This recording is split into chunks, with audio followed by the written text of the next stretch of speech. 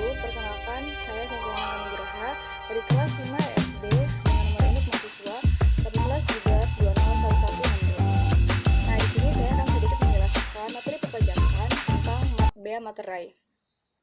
Nah, di sini apakah kalian sudah menyadari bahwa setiap dokumen yang akan kita gunakan itu harus menggunakan materai, dan mengapa harus menggunakan materai?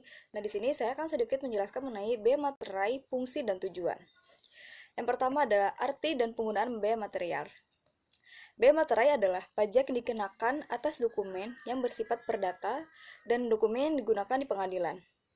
Mengutip dari laman DJP, bea materai merupakan pajak atas dokumen yang terutang saat dokumen tersebut ditandatangani oleh pihak-pihak yang berkepentingan atau diserahkan kepada pihak lain jika dokumen itu hanya dibuat oleh satu pihak. Nah, ya, dan selanjutnya tuh di sini ada fungsi materai. Menurut Undang-Undang Nomor 13 Tahun 1985 tentang bea materai, disebutkan kalau fungsi materai adalah pajak dokumen yang dibebankan oleh negara atau dokumen tertentu. Jadi pada dasarnya bea materai adalah pajak atau objek pemasukan kas negara yang dihimpun dari dana masyarakat yang dikenakan terhadap dokumen tertentu. Nah, di sini karena itu seperti dokumen berharga ataupun surat-surat lainnya itu dibubuhi materai akan dianggap sah selama memenuhi kebutuhan dan ketentuan pasal 1320 KUHP Perdata. Jika dokumen tersebut ingin digunakan sebagai alat di bukti pengadilan, itu harus dilunasi bea materai yang terutang. Namun bukan setiap dokumen juga itu perlu dibubuhi dengan materai seperti itu.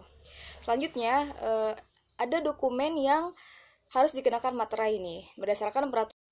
Ya, dan selanjutnya ada dokumen yang dikenakan materai.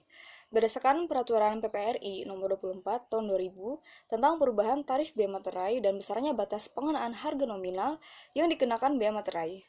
Berikut ini ada daftar beberapa dokumen yang harus dikenakan materai sebagai berikut. Yang pertama tuh ada surat perjanjian, di mana surat-surat lain itu dibuat tujuan digunakan sebagai alat pembuktian mengenai perbuatan, kenyataan, atau keadaan yang bersifat perdata. Yang kedua ada akta-akta notaris termasuk salinannya. Itu wajib dibubuhi oleh materai sebagai alat bukti sah dalam status hukum. Yang ketiga ada akte-akte yang dibuat oleh pejabat pembuat akta tanah termasuk rangkap-rangkapnya. Dan yang terakhir, contoh terakhir yaitu surat berharga seperti wesel, promise, dan accept. Cukup sekian.